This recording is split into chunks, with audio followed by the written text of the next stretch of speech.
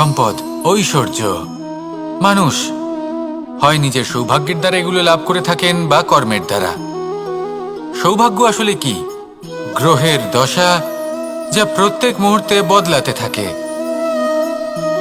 কর্মের মাধ্যমে যখন আপনি ধন অর্জন করেন, তখন সেই ধন আপনার আগামী প্রজন্ম লাভ করে।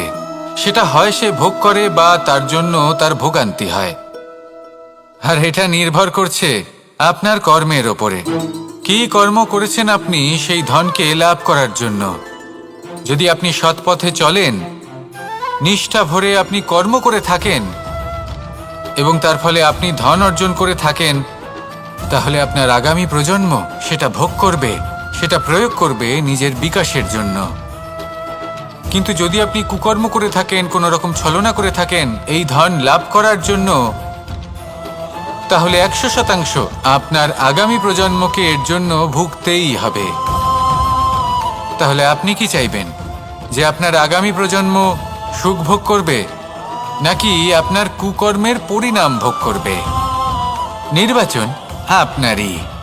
আসুন আমার সাথে ভালোবেসে বলুন, রাধা রাধা। লোভ আপনার অন্তরের আরো একটা শত্রু। দেখতে গেলে এটা একটা শব্দ, একটা সংস্কৃত শব্দ। লব ধাতু থেকে উৎপন্ন হয়েছে। এর অর্থ কিছু লাভ করা। কিছু লাভ করা অনুচিত নয়, আরো কিছু লাভ করাও অনুচিত নয়, কিন্তু সব থেকে বেশি আমিই লাভ করব, আমি আরো চাই, আরো বেশি চাই, আরো বেশি পেতে চাই। এটাই হলো লোভ। আর এই লোভ যখন গ্রাস করে, তখন আপনি যা পেতে চান, সে ধনই হোক বা মানই হোক, তা অর্জন করার জন্য মানুষ যে কোনো স্তরে পৌঁছে যেতে পারে। যদি মানুষ ধন অর্জন করতে চান, তাহলে তার জন্য তারা অধর্মের পথেও চলতে পারেন। যদি সম্মান অর্জন করতে চান, তাহলে অন্য মানুষকে ছোটও করতে পারেন। শেষ পর্যন্ত আপনার এটা মনে হতে পারে যে যদি একটু অল্পই প্রাপ্ত করতাম, কিন্তু ভালোবেসে প্রাপ্ত করতাম, এই জীবন আরো অনেক বেশি সুখী হতো। লোভ আপনার জীবনে, আপনার মনে কখন যে প্রবেশ করবে সেটা আপনি জানতেও পারবেন না। তাই এটা চিনতে শিখুন আর তৎক্ষণাৎ জীবন থেকে বাইরে ফেলে দিন। যা কিছু লাভ করতে চান তা ভালোবেসে লাভ করুন, আর সেই ভালোবাসার সাথেই বলুন, রাধা রাধা। জীবনে ক্ষমা চাওয়া তাও কিছুটা সহজ, ক্ষমা করতে পারা অত্যন্ত কঠিন। ক্ষমা 2 অক্ষরের এই শব্দ হতে পারে, কিন্তু অত্যন্ত বড় এই শব্দ, অত্যন্ত গুরুত্বপূর্ণ এই শব্দ। কখনো কখনো অন্য কাউকে ক্ষমা করে দেওয়া তাও কিছুটা সহজ কাজ, কিন্তু নিজেকে ক্ষমা করতে পারা অত্যন্ত কঠিন হয়ে দাঁড়ায়।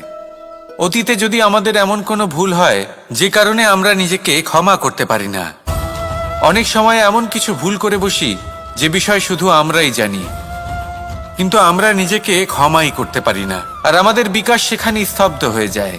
কারণ যদি আপনি ক্ষমা করতে না শেখেন, নিজেকে ক্ষমা যদি না করতে পারেন, তাহলে তা আপনার জীবনের সব থেকে বড় বাধা হয়ে দাঁড়াবে।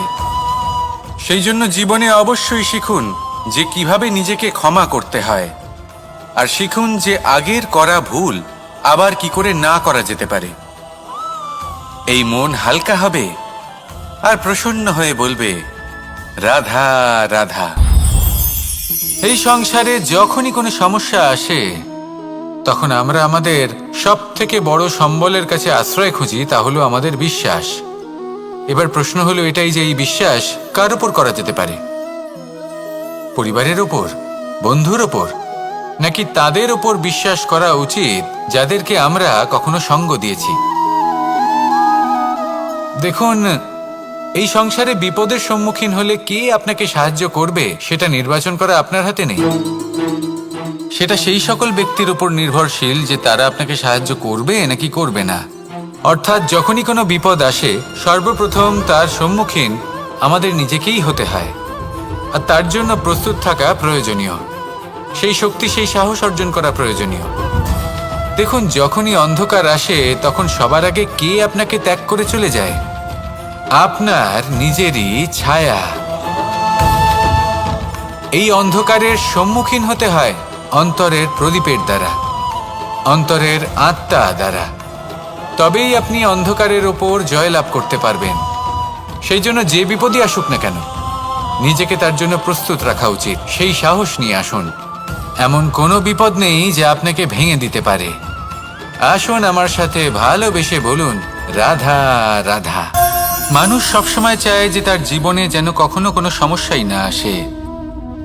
সে চায় তার জীবন যেন শুধুমাত্র শান্তি এবং সুখের দ্বারা পূর্ণ থাকে। কিন্তু এই চাহিদা অনুচিত কিছু নয়। আমরা সবাই এটাই চাই যে জীবনে সুখ থাক, শান্তি থাক। কিন্তু এই কথা সবসময় মনে রাখবেন, যে সূর্য উদিত হন সংসারকে প্রকাশমান করেন, দুপুরবেলায় সংসারকে রৌদ্র প্রদান করেন, সন্ধেবেলায় তাকেও অস্ত যেতে হয়। এবার আমাদের জীবন চক্র কিছুটা এরকমই। কোনো কিছুই চিরকাল একরকম থাকে না। কখনো এই নদীকে দেখুন যা বয়ে চলেছে। এই নদী যা বয়ে চলেছে তার পথেও অনেক বিপদ আসে। বড় বড় পাথরের সম্মুখীন হয়ে তাকেও সামনে এগিয়ে যেতে হয়। একটি পুকুর যা চারদিক থেকে ঘেরা, তার জীবনে কিন্তু কোনো সমস্যা নেই। কিন্তু এই সংসারে পুকুরের পুজো করা হয় না, পুজো করা হয় নদীকে। মনে রাখবেন, সমস্যার ঊর্ধ্বে তিনি উঠতে পারেন যিনি সমাধি লাভ করেছেন, যিনি এই সংসারেই নেই। যিনি এই সংসারে আছেন এবং জীবিত আছেন, তার জীবনের সমস্যা হলো শ্বাসবায়ুর মতোই গুরুত্বপূর্ণ। আসুন আমার সাথে ভালোবেসে বলুন, রাধা রাধা। আজ আমি আপনাকে একটা ছোট্ট কাহিনী শোনাবো। একবার আমি, রাধা আর দাদা, আমরা তিনজনে মিলে লুকিয়ে একটা উপবনে গেলাম আম পেড়ে খেতে। অনেক পরিশ্রম করে আমরা ওখানে পৌঁছলাম আর আমরা আশ্চর্যচকিত হয়ে গেলাম এটা দেখে যে এবার তো আম পাকেইনি। এবার দাদা কি করলেন, একটা আম পাড়লেন আর সেটা চাখলেন, আর উনি নিরাশ হয়ে পড়লেন। উনি বললেন যে এটা তো খুবই টক। তারপর রাধা একটা আম পাড়লো আর সেটা চেখে দেখল, আর রাধা উৎসাহিত হয়ে পড়ল। আমি রাধাকে জিজ্ঞেস করলাম, কি হয়েছে, তুমি এত উৎসাহিত কেন? তখন রাধা বলল যে এবার এত বেশি টক আম হয়েছে যে এগুলো দিয়ে আমরা আচার বানাবো। তাহলে দাদা ওখান থেকে বেরিয়ে গেলেন নিরাশ হয়ে এবং খালি হাতে। রাধাও ওখান থেকে বেরিয়ে গেল কিন্তু উৎসাহিত হয়ে, আর অনেকগুলো কাঁচা আম সাথে নিয়ে। এর থেকে আমরা কি শিক্ষা পেতে পারি? যে প্রত্যেকটা স্থানে এমন কিছু রয়েছে যেখান থেকে আমরা কিছু একটা শিক্ষা লাভ করতে পারি, যা আমাদেরকে বিকাশের পথে নিয়ে যেতে পারে। এই শিক্ষা প্রত্যেক স্থানে আছে। সবকিছু আমাদের দৃষ্টিভঙ্গির উপর নির্ভর করছে। যখনই আমাদের জীবনে, আমাদের সম্পর্কে কোনো সমস্যা, কোনো বিপদ আসে, তখন বেশিরভাগ মানুষ সেই বিষয় নিয়ে দুঃখী হয়ে পড়েন। আর কিছু মানুষ এমনও থাকেন যারা শেষ পর্যন্ত তার সমাধান করেন, বিপদকে পরাজিত করেন, সম্পর্কগুলিকে আবার জুড়ে দেন। যদি আপনি সুখের খোঁজ করেন তাহলে আপনি সুখ অবশ্যই পাবেন, প্রসন্নতা অবশ্যই পাবেন। যদি আপনি দুঃখ খোঁজেন তাহলে দুঃখ অবশ্যই পাবেন। এবার আপনি কি খুঁজতে চান, সেই চয়ন আপনারই। আসুন আর আমার সাথে ভালোবেসে বলুন, রাধা রাধা। কখনো কোনো প্রজাপতিকে উড়তে দেখেছেন? কি সুন্দর উড়ে বেড়ায় সে, এক ফুল থেকে অন্য ফুলে, এক পাতা থেকে অন্য পাতার ওপর। কিন্তু সে কিভাবে উড়তে শেখে কখনো ভেবেছেন? জন্ম থেকেই কিন্তু প্রজাপতির ডানা থাকে না। ও কিন্তু ছোট্ট একটা ডিমের আকারে জন্ম লাভ করে। তারপর সেই ডিমটি ভেঙে একটি কীট বাইরে আসে। আস্তে আস্তে সে বড় হয়, ওর শক্তি বৃদ্ধি পায়। তারপর সে সেই কীট দশা ত্যাগ করে নিজের ডানাগুলি মেলে। এই প্রক্রিয়া তার কাছে সরল নয়, অত্যন্ত যন্ত্রণাদায়ক প্রক্রিয়া, কিন্তু সে সেই যন্ত্রণা মেনে নেয়। আর তারপর আস্তে আস্তে সে উড়তে শেখে। শুধুমাত্র আকাশে উড়ে বেড়ায় তা নয়, আমাদের মনের মাঝে উড়ে বেড়ায়। এবার এই ডিম থেকে প্রজাপতি হয়ে ওঠার যে যাত্রা, এটা যতটা কঠিন, ততটাই কঠিন হয় এই সংসারে শ্রেষ্ঠ কর্ম করা, ততটাই কঠিন হয় এই সংসারে মহান হয়ে ওঠা। সেই জন্য প্রয়োজনীয় প্রচেষ্টা এবং সময়।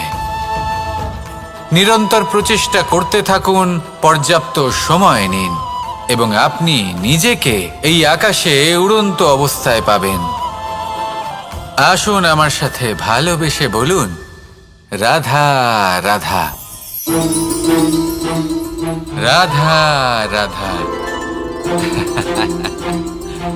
আপনারা হয়তো ভাবছেন কি আশ্চর্য ব্যাপার, প্রত্যেকবার আমি কথা শেষ হওয়ার পরে রাধা রাধা বলি। এইবার আমি আগেই বলে দিলাম। কারণটা কি? কারণ হলো অত্যন্ত বিশেষ। প্রত্যেকবার কথা সমাপ্ত হবার পরে আপনাদের সবার মধ্যে ভালোবাসা বিতরণ করতে চাই, তাই রাধা রাধা বলি। কিন্তু এইবার এই নতুন এবং বিশেষ সূত্রপাতে প্রথমে প্রেম বিতরণ করা অত্যন্ত আবশ্যক। এবার একটা বিষয় আছে যা জানেন হয়তো সকলেই, কিন্তু বুঝতে খুব কম জন পারেন। এই প্রেম, এই আনন্দ, এই সকল কিছুর সূত্রপাত হয় নিঃস্বার্থ আবেগের দ্বারা। ঠিক যেমন একজন মাতাকেই দেখে নিন। যখনই একজন মাতা সন্তানকে জন্ম দেন, তখন এই সংসার ভুলে যায় যে তার জন্য এটা একটা নতুন জন্ম। কারণ একজন নারী তখন একজন মাতৃরূপে নতুনভাবে জন্ম নেন। একজন নারী স্ত্রী ও গৃহবধূ রূপে কিছু অধিকার লাভ করে থাকেন, কিন্তু তিনি যখন মা হয়ে যান তখন তিনি শুধুই দান করতে শেখেন। নিজের সন্তানের জন্য কত কিছুই না করেন, তাকে বাৎসল্যের সাগরে ভাসিয়ে নিয়ে যান। এই সংসারে রাজকুমার জন্ম নিতেই পারেন, তাকে রাম এবং লক্ষ্মণ কিন্তু মায়েরাই বানিয়ে তোলেন। একজন গোয়ালা জন্ম নেয়, তাকে দ্বারকাধীশ একজন মাই বানিয়ে তোলেন।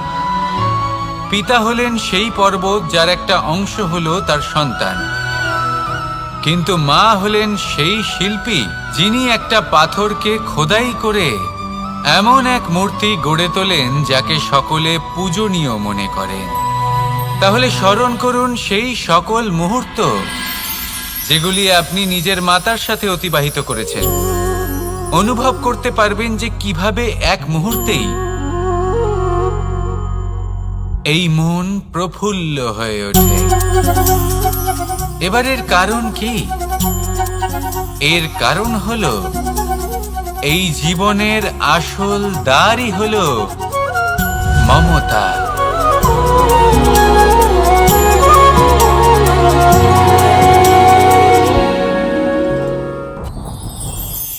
যত শক্তিশালী এই মন, তত শক্তিশালী এই শরীরও।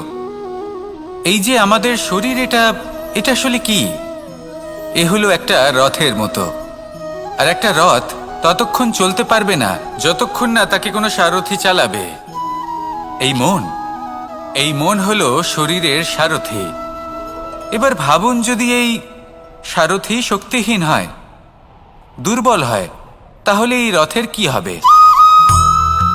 এটা উচিত পথে চলতে পারবে না, উচিত গতিতে চলতে পারবে না, মন মতো স্থানে এটা পৌঁছতেও পারবে না।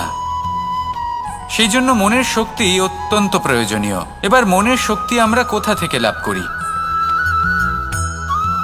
দৃঢ়তার শক্তি থেকে। এবার এই শক্তি আমরা কিভাবে বাড়াতে পারি? আমরা প্রতিদিন কিছু নতুন স্থির করি, কিছু ছোট কিছু বড়। আর যেই আমরা নতুন কিছু পূর্ণ করি, আমাদের মনের শক্তি বেড়ে যায়।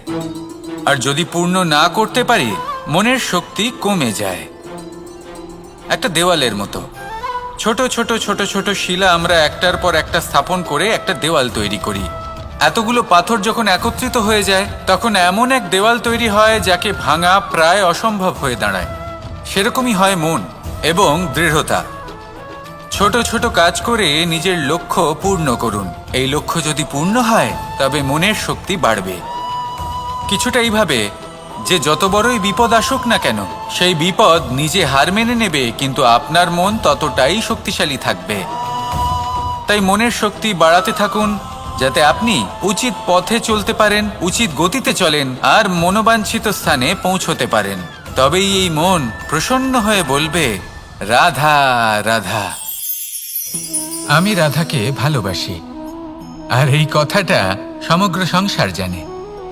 আর সময় অন্তরে লীলার দ্বারা, বিভিন্ন ঘটনা দ্বারা, কর্মের দ্বারা আমি নিজের এই ভালোবাসা রাধার সামনে প্রকাশ করি। এবার আপনি বলবেন, এসবের কি প্রয়োজন? রাধা কি এই কথা জানে না যে কৃষ্ণ তাকে কতটা ভালোবাসে? অবশ্যই জানে, কিন্তু এই যে ভালোবাসা, তা মনে রেখে দেওয়ার জন্য নয়, তা প্রকাশ করার জন্য। আর বারংবার এই ভালোবাসাকে প্রকাশ করা উচিত, উচিত সময় এবং উচিত সুযোগ দেখে। কিরকম? এবার যদি আপনি প্রেমীর সাথে কোনো উৎসবে থাকেন, তাহলে তার সাথে নৃত্য সঙ্গীত করুন।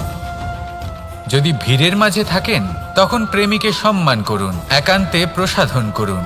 দুঃখের সময় তার হাত ধরে থাকুন, সুখের সময় আলিঙ্গন করে রাখুন। এই প্রেম যত প্রকাশ করবেন, ততই এই প্রেমের বৃদ্ধি হবে। এই প্রেম আরো বেশি গভীর হবে, অটুট হবে। তাই এই প্রেমকে মনে নয়, আপনার জীবনে স্থান দিন। মন খুলে প্রকাশ করুন আর আমার সাথে ভালোবেসে বলুন, রাধা রাধা। মুঠো হাতের শক্তি বেশি, মুঠো খুললেই তা দুর্বল। তা এমন কি থাকা উচিত এই বন্ধ মুঠোয় যা লাখের সমান? মানসিকতা এবং স্বপ্ন। মানুষ জন্মগ্রহণ করে, তার মানসিকতা সময়ের সাথে উন্নত হয়। মানসিকতা অনুযায়ী সে স্বপ্ন দেখে, আর সেই স্বপ্ন সার্থক করতে সে পরিশ্রম করতে থাকে। কিন্তু খুব গুরুত্বপূর্ণ একটা কথা আছে যা আপনার মনে রাখা উচিত। আপনার এই মানসিকতা, আপনার এই স্বপ্ন, তা যেন আপনার নিয়ন্ত্রণে থাকে। আপনার বন্ধ মুঠোয় যেন এর লাগাম থাকে, আপনি যেন এর প্রভু হন। যদি তা হয়, তবেই আপনি লাভবান হবেন। যদি এরা আপনাকে নিয়ন্ত্রণ করতে থাকে, যদি আপনার মুঠো খুলে যায়, না পথ আপনার নিয়ন্ত্রণে থাকবে, না মানসিকতা থাকবে, না স্বপ্ন নিয়ন্ত্রণে থাকবে। আর যদি তাই হয়, তাহলে আপনি আপনার ভবিষ্যৎ নষ্ট করে ফেলবেন। তাই নিয়ন্ত্রণ করতে শিখুন নিজের বিচার বুদ্ধি, নিজের মানসিকতা, নিজের স্বপ্নকে। নিজের এই স্বপ্ন পূরণ করুন আর আমার সাথে ভালোবেসে বলুন, রাধা রাধা। আমার কাছে যশোদা মা যেমন, আমার কাছে দেবকী মা যেমন, আমার কাছে ঠিক তেমনই হলেন গোমাতা। এবার ভেবে দেখার বিষয় হলো এটা যে এই সংসারে অসংখ্য প্রাণী আছে। একজন গাইকে একজন মায়ের মর্যাদা কেন দেওয়া হয়? তাহলে এর অনেকগুলো কারণ আছে। এই গাই অর্থাৎ গোমাতা, এনারা হলেন অত্যন্ত শান্ত, শান্তিপ্রিয়, কখনো কারোর কোনো ক্ষতি করতেই পারেন না। গোমাতা যে দুধ নিজের বাছুরকে পান করান, সেই দুধই আমাদেরও দেন। সেই দুধ পান করে আমরা শক্তি লাভ করি। এই দুধ থেকে আমরা মাখন, ঘি, পায়েস, এইসব সুস্বাদু খাবার লাভ করি। গোমাতার গোবর আমাদের জ্বালানি হিসেবে সাহায্য করে, যার ফলে খুব কম সংখ্যক কাঠ ব্যবহার করা যায় এবং বেশিরভাগ জঙ্গল সুরক্ষিত থাকে। গোমাতার গোমূত্র, সেটাও আমাদের কাছে লাভজনক। এর দ্বারা আমরা অনেক রোগ থেকে মুক্তি লাভ করতে পারি। গোমাতা যখন একটি বাছুরকে জন্ম দেন, তখন সেই বড় হয়ে আমাদের ক্ষেত কর্ষণ করে। সেই জন্য গাইকেও জীবনে মায়ের মর্যাদা দেবেন। যতটা সম্ভব তাকে সেবা করুন এবং ভালোবেসে তাকে পালন করুন। এই মন নিজে থেকেই প্রসন্ন হয়ে বলবে, রাধা রাধা।